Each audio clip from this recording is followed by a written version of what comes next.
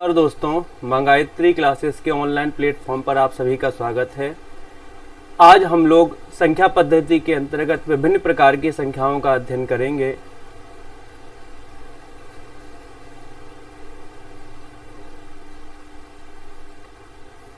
विभिन्न प्रकार की संख्याओं का आज हम लोग अध्ययन करेंगे क्योंकि संख्याओं का ज्ञान होना बहुत ज़्यादा आवश्यक है। इनसे संबंधित तमाम तरह के प्रश्न अलग अलग परीक्षाओं में पूछे जाते हैं। संख्याओं को जानने के पहले हमें अंकों के बारे में जानकारी होना आवश्यक है कि अंक क्या होता है, कितने होते हैं। तो अगर आपको पता हो तो हम लोग गणित में कुल 10 अंकों का प्रयोग करते हैं, यानी कि हम लोग जिस संख्या पद्धति का प्रयोग करते हैं उसमें 10 अंक होते हैं। और ये जो 10 अंक होते हैं ये 0 से लेके 0, 1, 2, 3, 4, 5, 6, 7, 8 और 9, इस तरीके से हम लोग 0 से लेके 9 तक कुल 10 अंकों का प्रयोग करते हैं। यानी कि हमारी जो संख्या पद्धति है उसमें 10 अंक होते हैं और हम अपनी संख्या पद्धति को दाशमिक संख्या पद्धति कहते हैं। कभी कभी इस प्रकार से भी प्रश्न पूछ लिया जाता है कि हम कौन सी संख्या पद्धति का प्रयोग करते हैं, तो हमारी संख्या पद्धति का नाम हो जाएगा दाशमिक संख्या पद्धति, क्योंकि इसमें हम दशमलव प्रणाली का भी यूज करते हैं और इसमें 10 अंक होते हैं, इसलिए हमारी संख्या पद्धति का नाम पड़ा है दाशमिक संख्या पद्धति।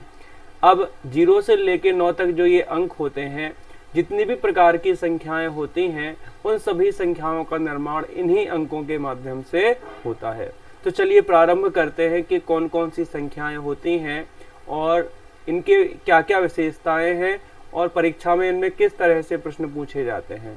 तो चलिए प्रारंभ करते हैं, एक एक करके हम लोग सभी संख्याओं को समझेंगे। सबसे पहले नंबर पे आती है हमारी प्राकृत संख्या। पहली संख्या जो है वो हो जाएगी हमारी प्राकृत संख्या। प्राकृत संख्या को कहीं कहीं पर प्राकृतिक संख्या भी लिखा रहता है, तो बात एक ही है, चाहे हम प्राकृत संख्या कह दें चाहे प्राकृतिक संख्या कह दें, दोनों का एक ही मतलब होता है। तो जो प्राकृतिक संख्याएं होती हैं इनका प्रारंभ 1 से होता है। 1, 2, 3, 4, इस तरीके से ये जाती हैं और इनका कभी अंत होता नहीं है, यानी कि अनंत तक जाती हैं। तो अगर आपसे प्रश्न पूछा जाता है कि सबसे छोटी प्राकृतिक संख्या कौन सी है, तो आपका उत्तर हो जाएगा 1। लेकिन अगर आपसे ये पूछा जाता है कि सबसे बड़ी प्राकृतिक संख्या कौन सी है, तो आप पता नहीं लगा सकते हैं, क्योंकि इनका कोई अंत नहीं होता है। जब अंत ही नहीं होता है तो हम बता ही नहीं सकते हैं कि सबसे बड़ी प्राकृतिक संख्या कौन सी होती है। तो याद रखिए, 1 से प्रारंभ होने वाली सभी संख्याएं प्राकृतिक संख्याएं कहलाती हैं। प्राकृतिक संख्याओं के बाद में दूसरे नंबर पर जो संख्याएं आती हैं वे होती हैं पूर्ण संख्याएं। दूसरे नंबर पे आती हैं पूर्ण संख्याएं। पूर्ण संख्याओं का प्रारंभ होता है 0 से। यदि हम प्राकृतिक संख्याओं में 0 को भी शामिल कर लें तो वे सभी संख्याएं पूर्ण संख्याएं बन जाती हैं। 0, 1, 2, 3, 4, 5, इस तरीके से 0 से प्रारंभ करके अनंत तक जो संख्याएं जाती हैं वे सभी संख्याएं पूर्ण संख्याएं कहलाती हैं। अगर आपसे प्रश्न पूछा जाता है कि सबसे छोटी पूर्ण संख्या कौन सी है, तो आपका उत्तर हो जाएगा 0।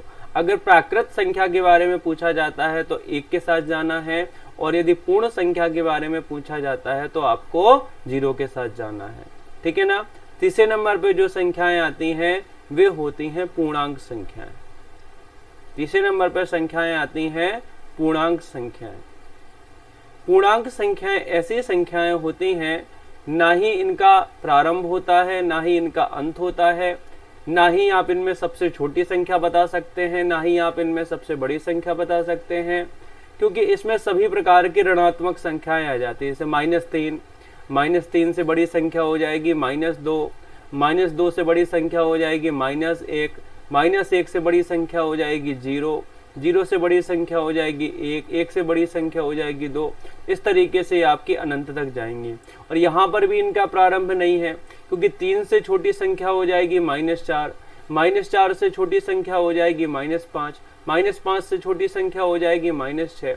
तो ना तो हम इसमें पूर्णांक संख्याओं में सबसे छोटी पूर्णांक संख्या बता सकते हैं और ना ही पूर्णांक संख्याओं में हम सबसे बड़ी पूर्णांक संख्या बता सकते हैं। इनमें सभी प्रकार की ऋणात्मक संख्याएं भी आ जाती हैं, धनात्मक संख्याएं भी आ जाती हैं और इसमें जीरो भी आ जाता है।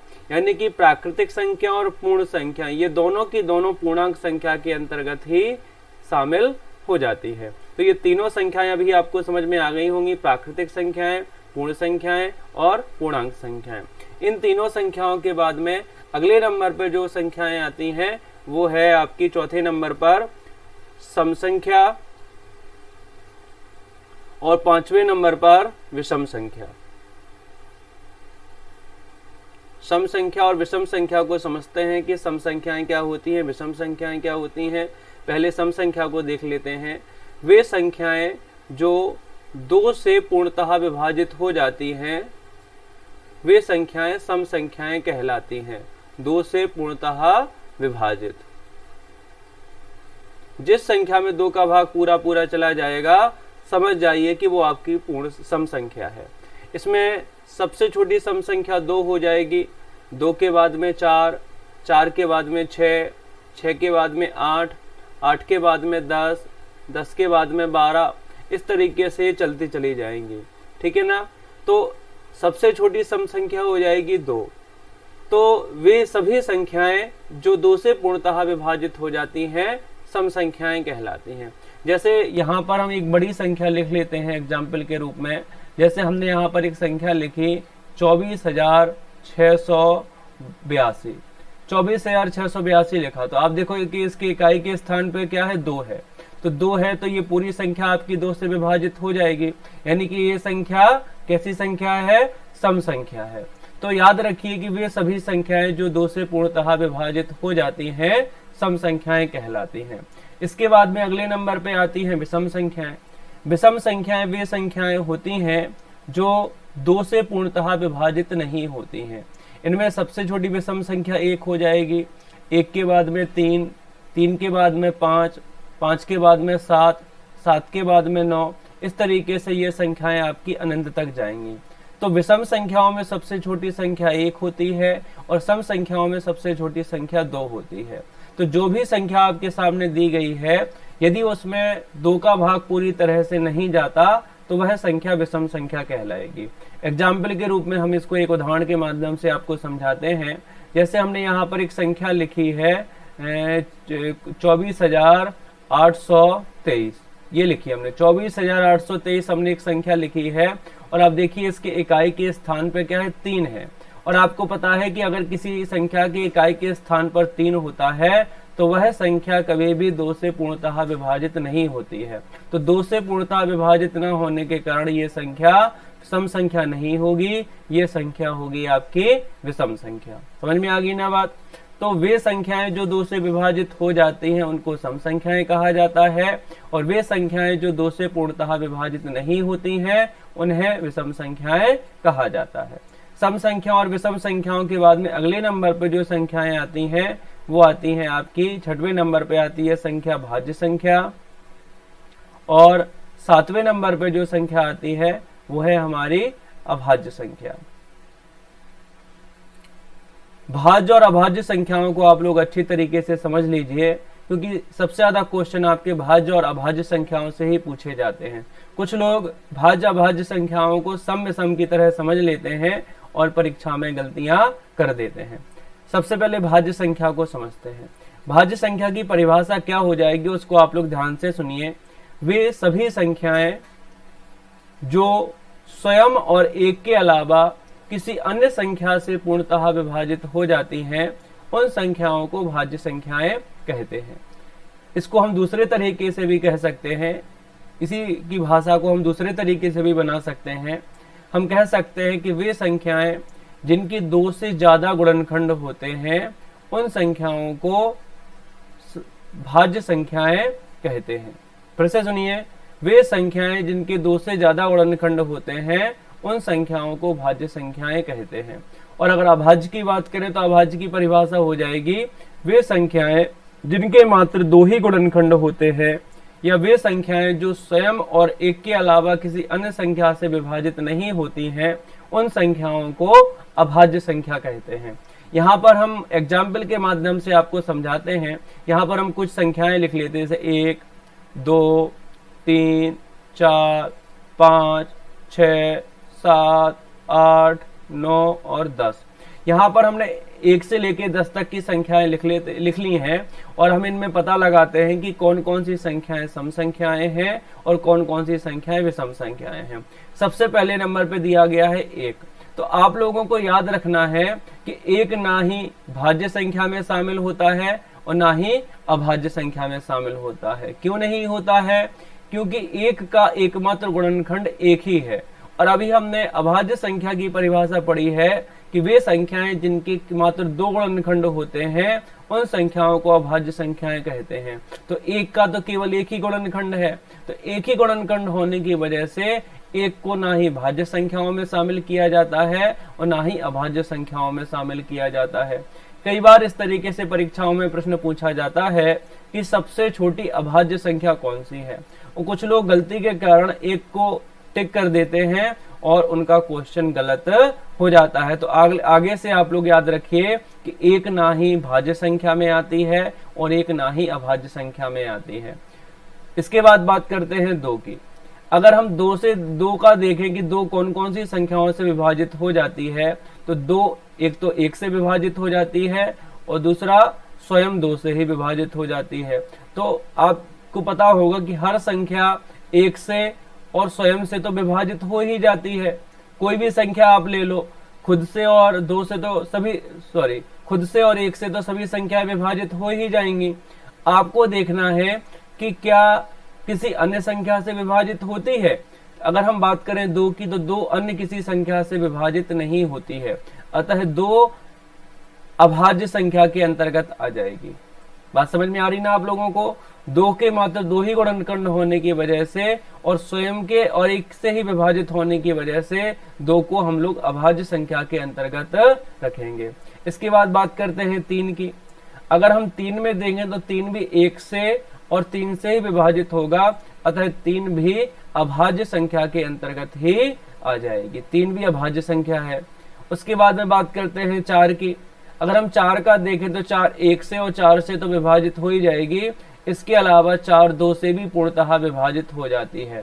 तो 2 से पूर्णतः विभाजित होने की वजह से 4 भाज्य संख्या के अंतर्गत आएगी। तो 4 क्या है? भाज्य संख्या। उसके बाद में अगर हम 5 का देखें तो 5 1 से और 5 से ही विभाजित होती है, अतः 5 अभाज्य संख्या है, 5 अभाज्य संख्या के अंतर्गत आ जाएगी। अगर हम बात करें 6 की, तो 6 1 से और 6 से विभाजित तो हो जाएगी।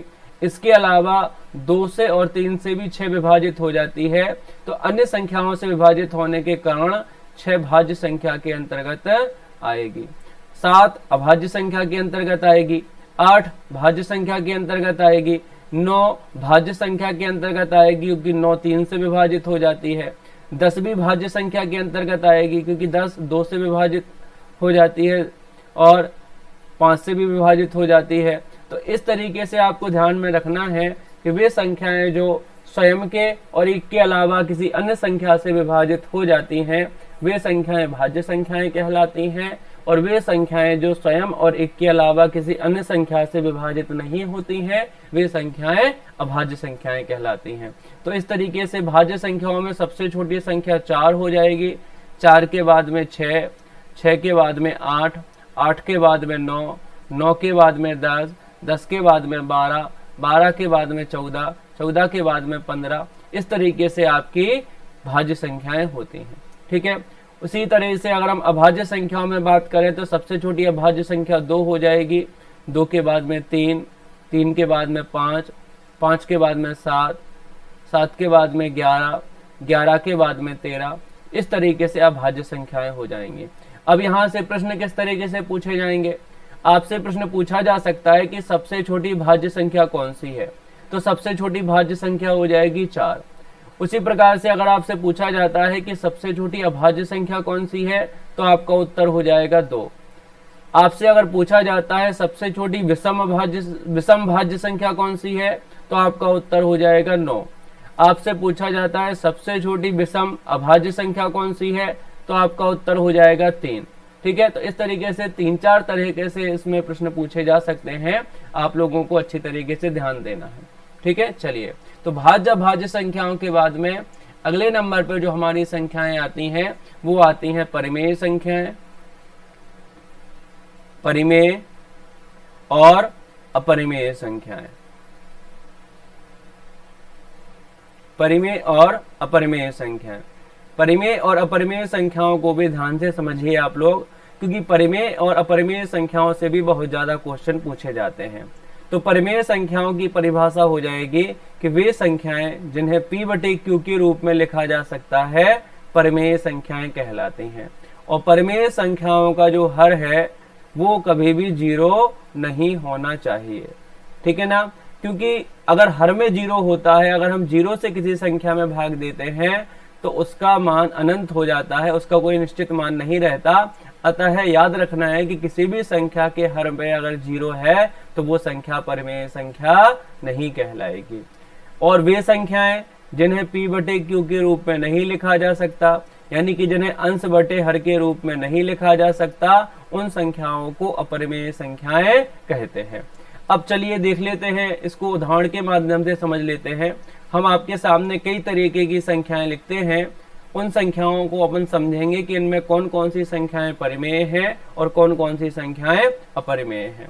जैसे हमने यहाँ पर 2 लिखा, 2 के बाद में हमने लिख दिया यहाँ पर 5, 5 के बाद में हमने 0 को भी ले लिया, 0 के बाद हमने ले लिया -3, -3 के बाद में ले लिया हमने -15, -15 के बाद में ले लिया हमने √10, उसके बाद हमने एक संख्या ले ली √4, इसके बाद में हमने संख्या ले ली 27 घन के रूप में, इसके बाद में हमने संख्या ले ली 4/5, इसके बाद में हमने एक संख्या ले ली पाई को ले लिया, इसके बाद हमने एक संख्या ले ली -5/3, इसके बाद में हमने एक संख्या ले ली 10/3, एक संख्या ले ली हमने 22/7, है ना। इसके बाद में हमने संख्या ले ली 0.35, हमने एक संख्या ले ली 1.333 और डॉट डॉट डॉट डॉट। इसके अलावा हमने एक संख्या ले ली 1.321 डॉट डॉट डॉट डॉट। इस तरीके से आप देखिए कि हमने अलग अलग तरह की संख्याएं आपके सामने लिखी हैं और इन सभी संख्याओं में हम लोग पता लगाते हैं कि कौन कौन सी संख्याएं परिमेय संख्याएं हैं और कौन कौन सी संख्याएं परिमेय संख्याएं नहीं है, ठीक है ना। चलिए देखते हैं। अब देखिए यहाँ पर सबसे पहले नंबर पर दिया गया है 2। तो यहाँ पर जैसा कि अभी आपने परिभाषा में देखा है कि वे संख्याएं जिनको p/q के रूप में लिखा जा सकता है परिमेय संख्याएं कहलाती हैं। तो क्या 2 को p/q के रूप में लिखा जा सकता है? अब कुछ लोग कहेंगे कि सर इसमें हर में तो कुछ है ही नहीं, इसका मतलब है कि ये तो अपरिमेय संख्या होगी। तो नहीं, ये परिमेय संख्या होगी। क्यों होगी? क्योंकि हम 2 के बटे में 1 लिख सकते हैं। आपने पढ़ा होगा कि अगर किसी संख्या की बटे में 1 लिख दिया जाए तो उसकी वास्तविक वैल्यू में कोई परिवर्तन नहीं होता है। अगर हम 2 में 1 का भाग देंगे तो अभी कितना आएगा? 2 ही आएगा। तो 2 को हम p/q के रूप में लिख सकते हैं, अतः 2 एक परिमेय संख्या होगी। समझ गए ना आप लोग? भले ही इसके बटे में कुछ लिखा हो चाहे ना लिखा हो, लेकिन 2 हमेशा एक परिमेय संख्या ही मानी जाएगी। उसी तरीके से 5 भी एक परिमेय संख्या होगी, क्योंकि 5 के बटे में भी 1 लिख सकते हैं। 0 भी परिमेय संख्या होगी। अब 0 क्यों परिमेय संख्या होगी? क्योंकि अभी हमने आपको ऊपर बताया कि हर में 0 नहीं होना चाहिए। अगर नीचे 0 है तो वो संख्या परिमेय संख्या नहीं होगी, लेकिन अगर अकेला 0 दिया गया है या 0 के बटे में आप कुछ भी लिख दो, 1 लिख दो, 2 लिख दो, 3 लिख दो, तो उसका मान तो 0 ही हो जाएगा।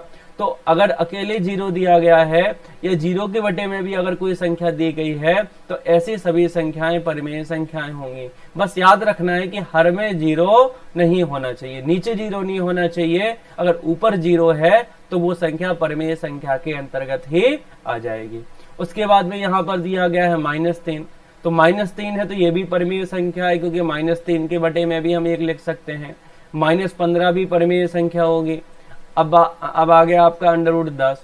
√10 परिमेय संख्या नहीं होगी, क्योंकि √10 इसका जब हम वर्गमूल निकालेंगे तो वो दशमलव में निकलेगा, शांत दशमलव नहीं निकलेगा। शांत दशमलव नहीं है ये भिन्न, और शांत दशमलव भिन्न जो नहीं होती हैं वो आपकी अपरिमेय संख्याओं के अंतर्गत ही आ जाती हैं। अगर हम √10 को सॉल्व करेंगे, इसका वर्गमूल निकालेंगे, तो हम जितना चाहे स्थानों तक इसका वर्गमूल निकाल सकते हैं, 2, 3, 4, 5। तो ऐसी संख्याएं जिनका वर्गमूल कुछ निश्चित ना हो, ऐसी संख्याओं को अपरिमेय संख्याओं के अंतर्गत ही रखा जाता है। इसके बाद में दिया गया है √4। अब √4 है, तो अगर हम √4 का सॉल्व करेंगे, 4 का वर्गमूल निकालेंगे, तो 4 का वर्गमूल होता है 2। अतः 4 जो है वो एक परिमेय संख्या में आ जाएगा, क्योंकि 4 का वर्गमूल 2 होता है। ठीक है। उसके बाद में यहाँ पर दिया गया है √ के अंदर 27, यहाँ पे लिखा है 3, यानी हमें 27 का घनमूल निकालना है। तो 27 का घनमूल कितना होता है? 3। अतः ये भी संख्या परिमेय संख्या हो जाएगी। इसके बाद में अगली संख्या है 4/5, ये तो p/q के रूप में है, तो ये परिमेय संख्या होगी। उसके बाद में दिया गया है पाई। अब पाई जो है, पाई एक अपरिमेय संख्या होती है। ये क्वेश्चन कई बार परीक्षाओं में पूछा जा चुका है कि पाई कैसी संख्या है, परिमेय की अपरिमेय। अब कुछ लोग परिमेय संख्या के साथ टिक कर देते हैं, क्योंकि पाई की वैल्यू जहां पर हमें रखना होती है वहां पर हम 22/7 को रख देते हैं, और 22/7 तो एक परिमेय संख्या है, हमने अलग से दी भी गई है। 22/7 तो परिमेय संख्या है, लेकिन पाई परिमेय संख्या नहीं है। क्यों नहीं है? क्योंकि जो 22/7 है ये पाई का लगभग मान है, ये पाई का वास्तविक मान नहीं है। पाई का ये लगभग मान है जो हम सवालों को हल करने के लिए प्रयोग करते हैं, ये पाई का वास्तविक मान नहीं है। पाई का वास्तविक मान ना होने की वजह से पाई को तो हम लोग अपरिमेय संख्या में रखेंगे, लेकिन अगर 22/7 आता है तो ये आपकी परिमेय संख्या के अंतर्गत आ जाएगा। उसके अलावा उसके बाद में दिया गया है -5/3, ये भी आपकी परिमेय संख्या है। 10/3 दिया गया है, ये भी परिमेय संख्या है। 22/7 भी परिमेय संख्या है। 0.35 है, ये शांत दशमलव है, ये परिमेय संख्या है। इसमें एक अंक की पुनरावृत्ति बार बार हो रही है। अगर समान अंक की पुनरावृत्ति बार बार हो और इस तरीके से डॉट डॉट डॉट लगा हुआ हो, यानी अगर रिपीट हो रहे हैं, अंक बार बार आ रहे हैं, तो भी ऐसी संख्याओं को परिमेय संख्याएं ही माना जाता है। लेकिन अगर दशमलव के बाद अगर अंक रिपीट हो रहे हैं और उनके आगे ऐसे डॉट डॉट डॉट डॉट लगा हुआ, यानी इसके आगे और संख्याएं आएंगी, लेकिन कोई एक निश्चित अंक की पुनरावृत्ति नहीं हो रही, यानी कोई निश्चित क्रम नहीं बन रहा। जैसे यहाँ पर 3 के बाद में 2 आ गया, 2 के बाद में 1 आ गया, 1 के बाद में 6 आ गया, यानी कोई निश्चित क्रम नहीं है। निश्चित क्रम ना होने की वजह से इस प्रकार की संख्याएं अपरिमेय संख्याओं के अंतर्गत आ जाएंगी। बात समझ में आ गई ना आप लोगों को?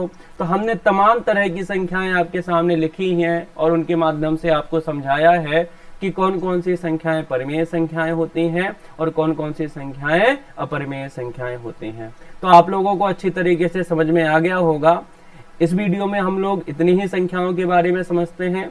अगले वीडियो में इसके और जो संख्याएं होती हैं, जैसे वास्तविक संख्याएं, अवास्तविक संख्याएं, सहभाज्य संख्याएं, सह अभाज्य संख्याएं, इन सभी के बारे में हम लोग अगले वीडियो में देखेंगे और समझने का प्रयास करेंगे। तो आप लोग वो वीडियो भी जरूर देखिएगा।